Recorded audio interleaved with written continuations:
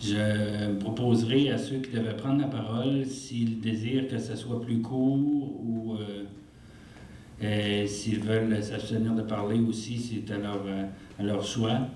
Donc, dans l'ordre, le premier d'avoir parlé était Thomas Déhay du MPIQ, du Mouvement Pacifique pour l'indépendance du Québec.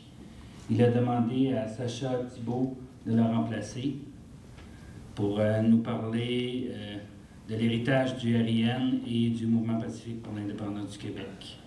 Donc, Sacha Thibault.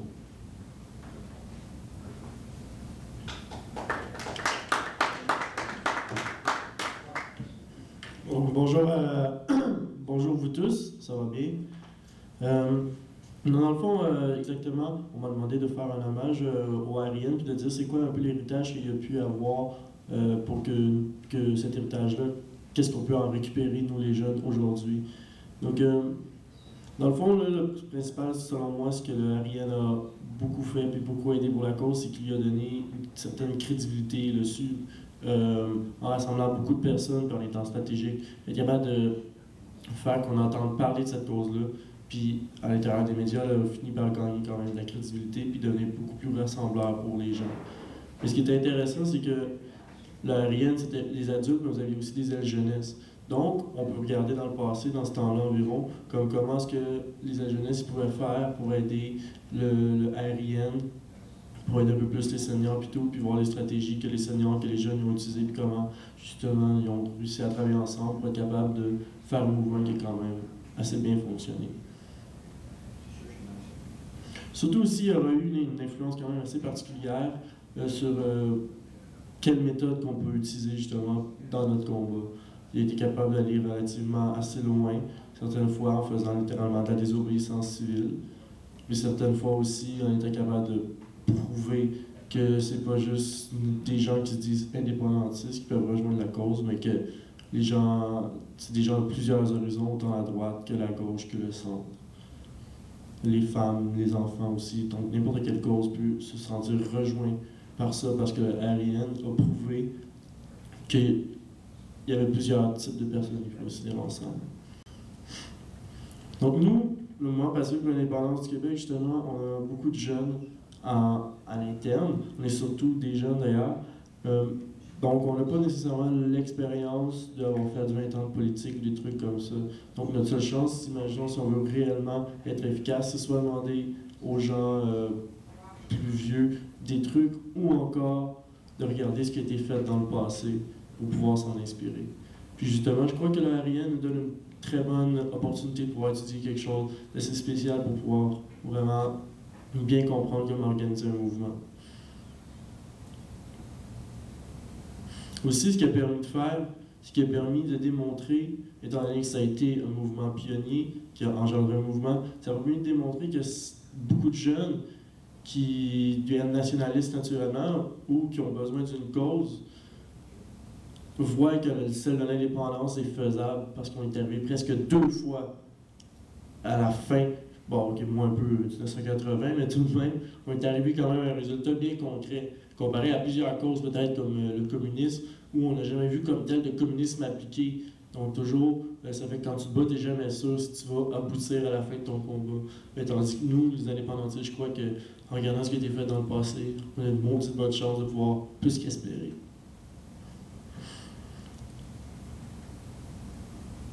Aussi, dans son époque, le peuple québécois était énormément divisé.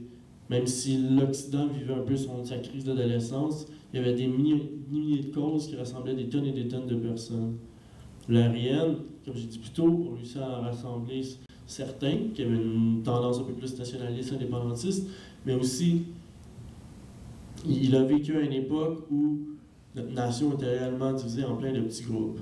Donc, vous aviez déjà à la base, vous aviez ensuite les indépendantistes puis les fédéralistes. Donc, déjà, ça a créé un groupe. Puis ensuite, vous allez avoir la gauche qui va se mettre ensemble, imaginons avec le Rassemblement national, les gens un peu plus à gauche, à l'interne même du RIN, qui tentaient de faire des pressions. Donc, vous avez vraiment vu que certaines fois, pour certaines idéologies, notre peuple peut vraiment se briser. Puis là encore, c'est quelque chose qu'il faut qu'on apprenne à faire attention dans notre discours, à regarder ce qui peut nuire à l'union de notre peuple. Puis c'est ça qui est très intéressant que l'Ariane a pu faire, justement.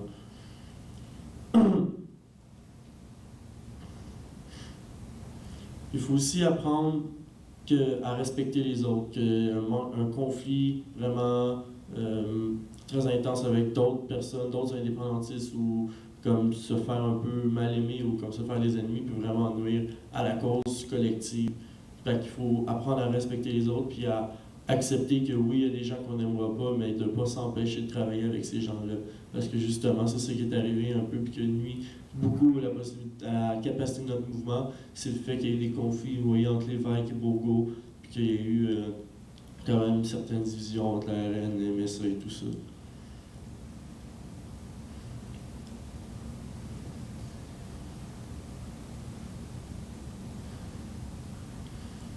Mais ce que je trouve fou aussi, c'est que le RN, c'est un mouvement qui a été là depuis le premier souffle de tous les premiers mouvements indépendantistes. Il a vu naître le mouvement, il a réussi à le faire progresser en n'ayant pas beaucoup de ressources à la base, parce que justement, on était dans des années où on n'avait pas beaucoup de ressources. Mais donc c'est pour ça aussi que c'est très intéressant à étudier, parce que la RN, quand on le regarde, c'est justement, on voit tout le début de notre grande histoire. Puis donc, quand vous regardez tout ce qui s'est passé, Charlottetown, les commandites, en passant aussi par André d'Allemagne, les réalisations qu'ils ont faites, c'est quelque chose qui est vraiment énormément intéressant à un jeune indépendantiste et qui, de toute manière, juste à étudier, lui donne de la fouille et encore plus de volonté de se battre parce que c'est une belle histoire.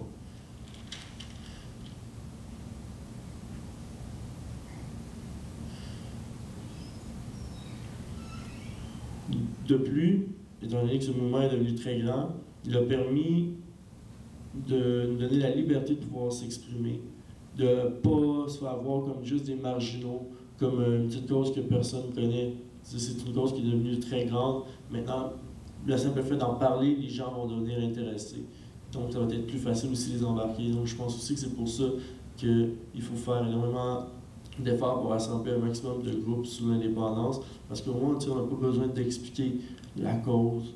On n'a pas besoin de faire apprendre aux gens c'est quoi, c'est nouveau. Non, parce que les gens ils connaissent ce mouvement-là, donc ils peuvent se sentir rejoints sans les contraintes qu'il y a, puis même on peut leur donner un argumentaire vraiment crédible, puis leur dire ouais, viens dans mon mouvement, parce que oui, c'est pour l'indépendance, tu le sais déjà, mais bon mouvement, pour telle raison, il est pertinent aussi dans notre combat. Fait qu'on peut plus se concentrer, dans le fond, sur tenter de convaincre les gens, de rejoindre les gens, parce qu'au moins, on n'a pas besoin de tout expliquer dès le départ à la cause. Puis là, rien n'a permis ça, parce que justement, il a réussi à partir ce mouvement-là, puis à aider des tonnes de générations aussi, des tonnes de générations, mais une génération complète, qui aujourd'hui est devenue plus vieille, mais qui a fait des enfants, puis qui les a expliqué aussi à leurs enfants la cause et tout.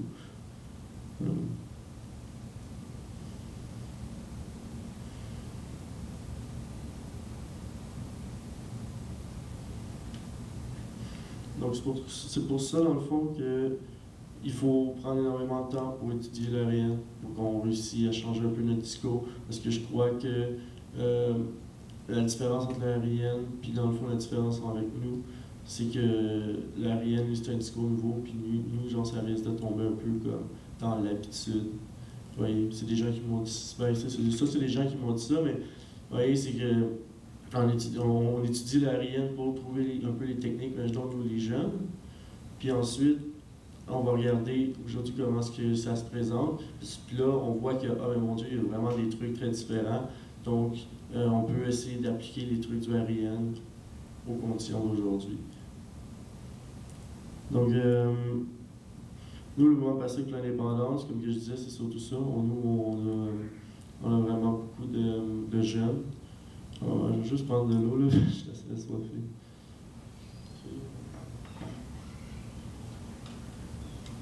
Vous avez combien de membres? Pour un PQ? Non, mouvement pacifique pour l'indépendance. Oui, le mouvement pacifique pour l'indépendance. Dans le fond, on est rendu, je pense, peut-être à 80 membres environ.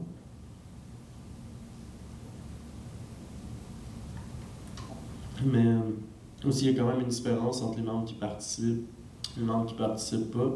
Mais dans le fond, ce qui est de la manière que ça marche, c'est que c'est gratuit pour devenir membre. Puis une fois que vous devenez membre, vous avez le droit d'aider à aider à l'élaboration des projets, dans le fond. Ça marche vraiment un peu comme un principe d'assemblée générale.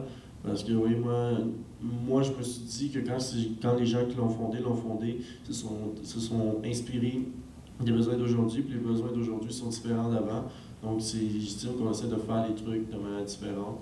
Dans le fond, on fait des assemblées générales pour que les gens puissent. Dans le fond, que les membres se sentent vraiment immédiatement rejoints. Puis tenter d'être rassembleur, justement. Il n'y a pas comme d'exécutif ou de trucs comme ça. C'est vraiment juste les membres qui viennent, puis on choisit tous les projets, qu'est-ce qu'on fait, comment on les fait, dans quelle date.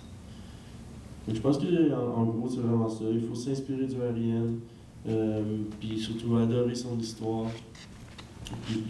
Puis en s'inspirant du RIN, pouvoir fonder un nouveau mouvement qui va inclure tout le monde au maximum, mais qui va aussi être capable de faire passer notre message. Donc merci beaucoup à tous. Vive le Québec libre!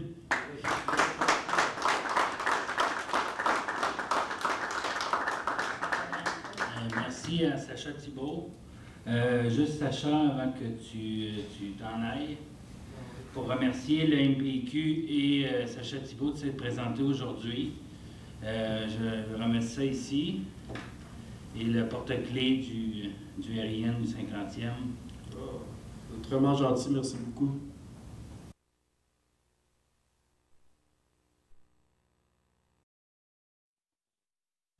Le prochain orateur, ce sera le président actuel de la Société Saint-Jean-Baptiste de Montréal, Mario Beaulieu, dans l'organisation du colloque d'éducation politique qui est filmé. Donc, il pourra être mis sur YouTube et sur Internet pour consultation par tout le monde.